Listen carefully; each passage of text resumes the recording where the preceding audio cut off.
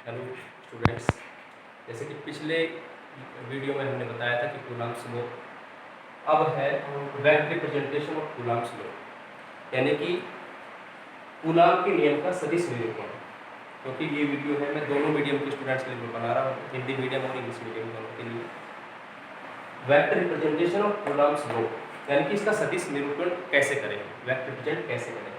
तो सबसे पहले हम एज्यूम कर रहे हैं, ये मान लीजिए Q1 Q2 दो चार्ज हैं, डिफरेंट चार्ज है Q1 Q2, जिनके बीच में डिस्टेंस यहाँ पे R21 vector equal to R2 minus R1 vector है। इससे पहले ये समझिए R1 वेक्टर और R2 वेक्टर ये दोनों के दोनों स्थिति सदिश है, यानी पोजीशन वेक्टर है दोनों आवेशों के। R1 वेक्टर है position vector of Q1 charge. Similarly R2 vector है position vector of Q2 charge. Same इसी तरीके से जैसे डायग्राम देखा हूँ, यहाँ पे Q1 चार्ज यहाँ पे Q2 चार्ज, या फिर डिफरेंट तरीके से कर सकते हैं, यहाँ पे Q2 चार्ज मान लिया, यहाँ पे Q1 चार्ज। अब ये है ओरिजिन, ये है पॉइंट है ओरिजिन, जैसे हम हिंदी में मूल बिंदु बोलते हैं। तो O से लेकर B तक ये है R2 वेक्टर, और O से लेकर A पॉइंट तक ये है R1 वेक्टर, जहाँ पे है Q1 और B पॉइंट पे स्थित है Q2 चार्ज।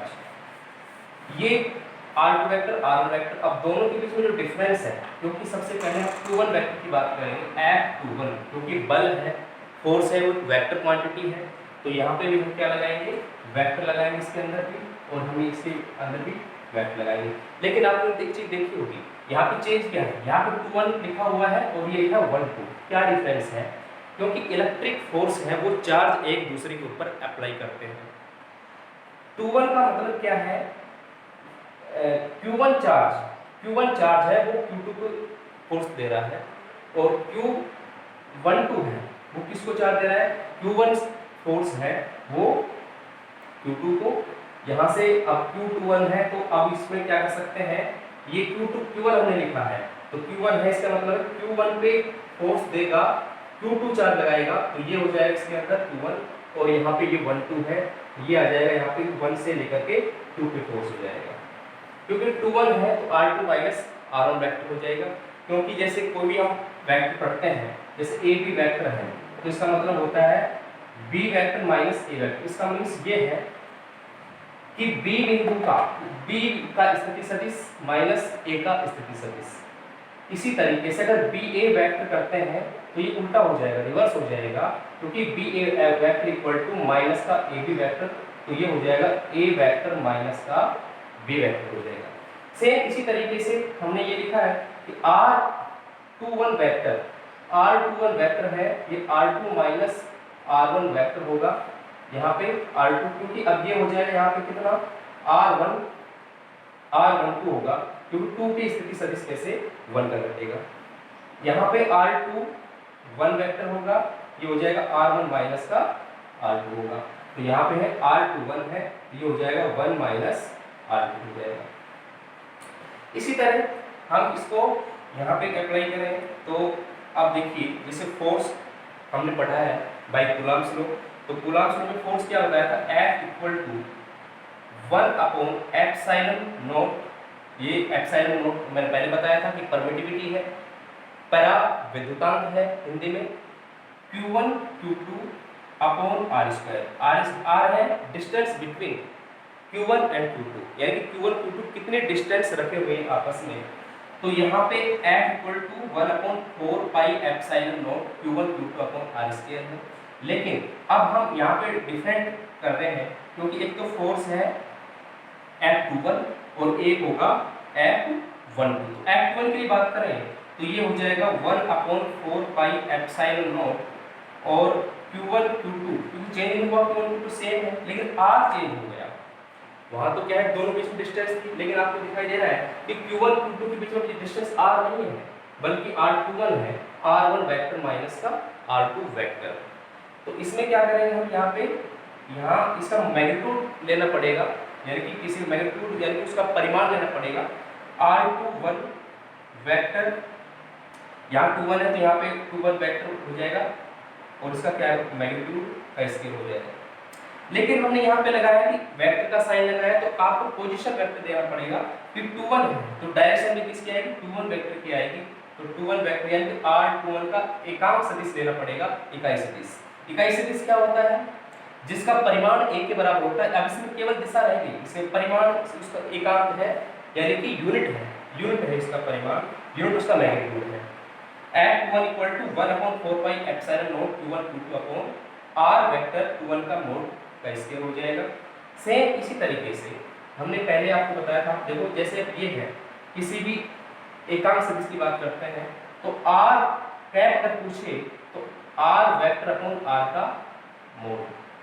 किसी भी सदिश का एकांक सदिश निकालते हैं तो उसका एकांक सदिश आता है वो सदिश बटा सदिश का परिमाण, यानी कि यूनिट वेक्टर निकालते हैं तो vector upon magnitude of vector इस तरीके से निकालते हैं। तो सेम इसी तरीके से अगर R21 हम निकालें, R21 का कैप निकालें तो R21 का यहाँ पे वेक्टर और R21 का यहाँ पे मोड मिल जाएगा।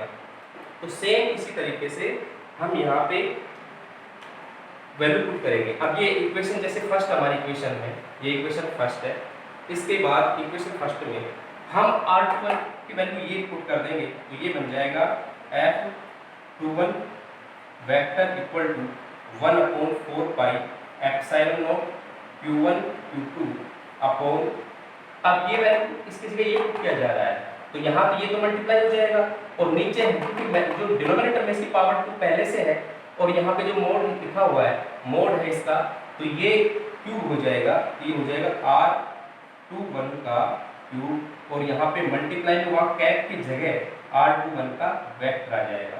R21 वेक्टर आपको दिखाई दे रहा होगा डायग्राम में, ये हो जाएगा। सेम इसी तरीके से, सेम इसी तरीके से हमने F21 लिखा है तो सेम इसी तरीके से मैं यहाँ लिखा हुआ आपका F12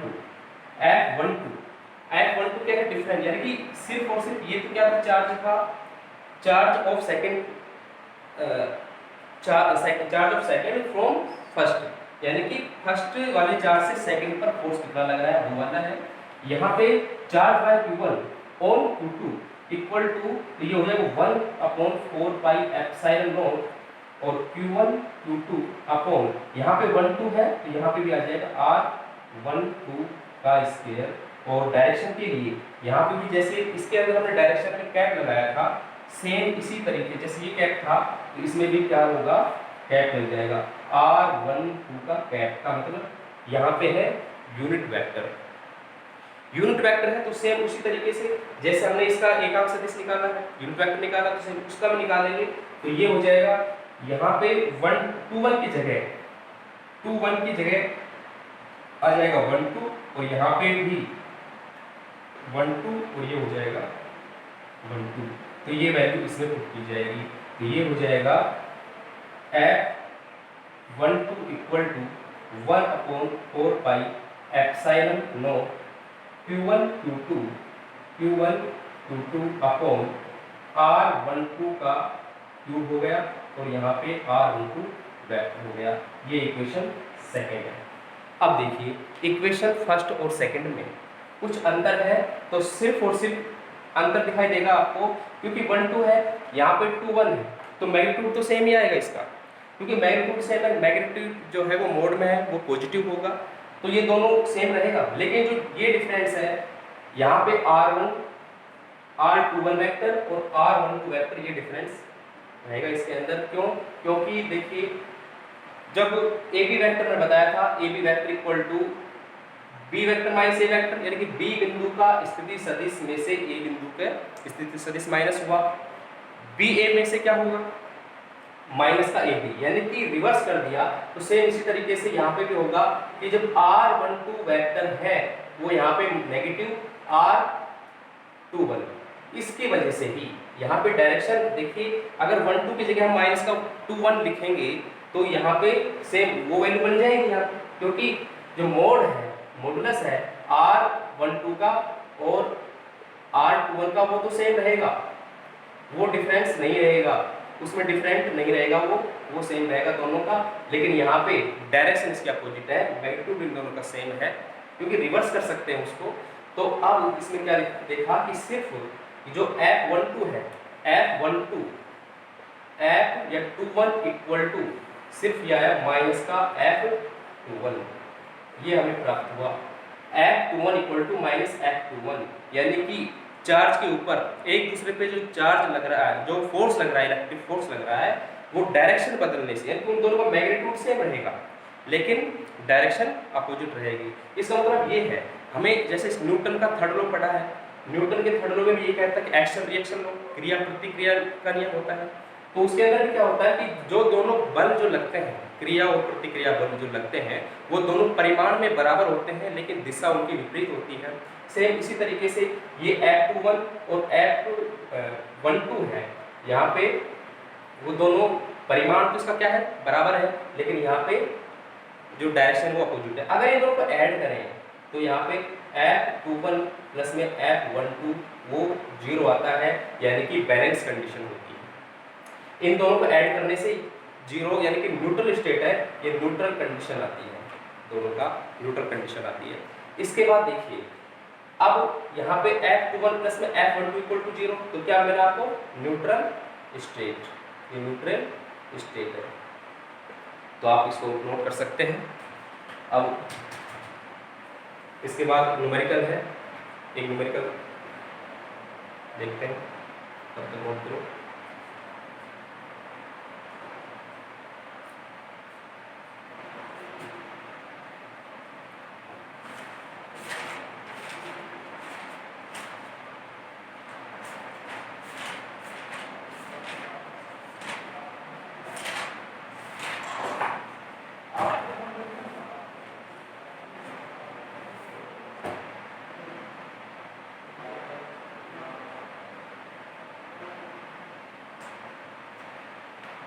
तो हो गया वो लोग।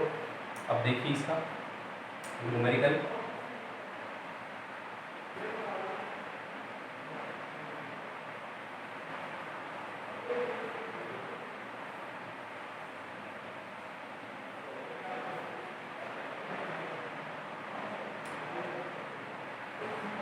न्यूमेरिकल में ये पूछा है, how many electrons are emitted on a charge of a metallic ball of 1 coulomb।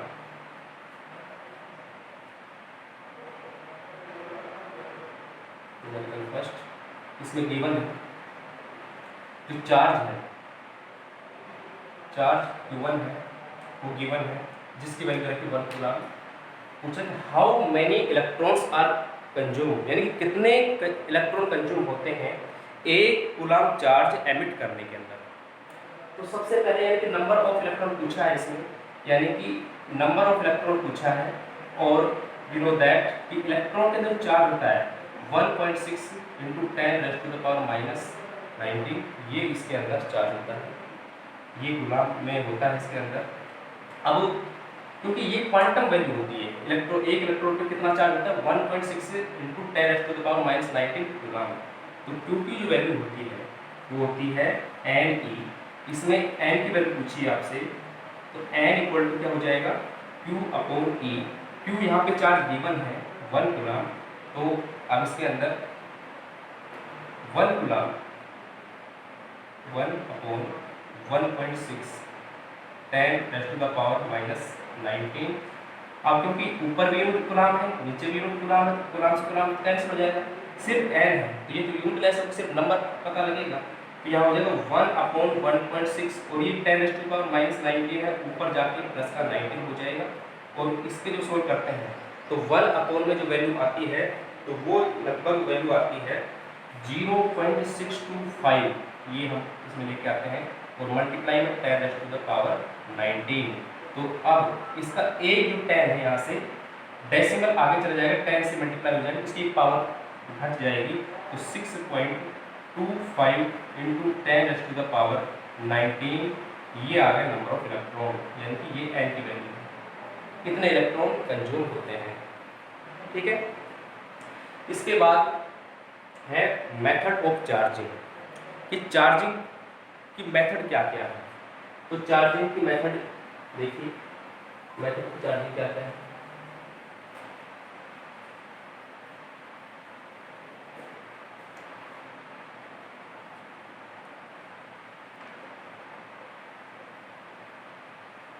Methods of charging, methods of charging यानी कि चार्जिंग करने की मेथड क्या क्या है, यानी कि आवेशित करने की विधियां कितने प्रकार की होती है। पहली होती है चार्जिंग बाय कंडक्शन,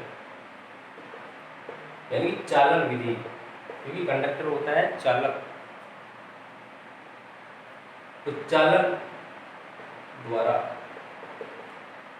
सेकंड है चार्जिंग बाय इंडक्शन, ये होता है इंडक्शन का मतलब प्रेरण, प्रेरण द्वारा।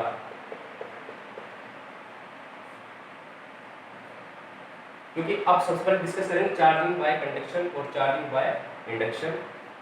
कंडक्शन होता है बाय कॉन्टेक्ट, यानी कि कोई दो वायर, कोई भी दो मेटल कॉन्टेक्ट में आए तो चार्ज ट्रांसफर होता है, तो वो चार्जिंग मेथड कंडक्शन में होता है। इंडक्शन का मतलब है प्रेरण से, एक मेटल दूसरे से प्रेरणा लेकर के फिर आवेश जो स्थानांतरित होते हैं वो इस मेथड में होते हैं।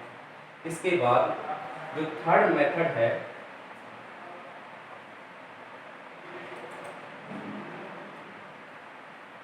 Charging by quantization, charging by quantization, तो ये होती है मिनिमम जो वैल्यू है उसको डिस्क्रीट करके ये होता है।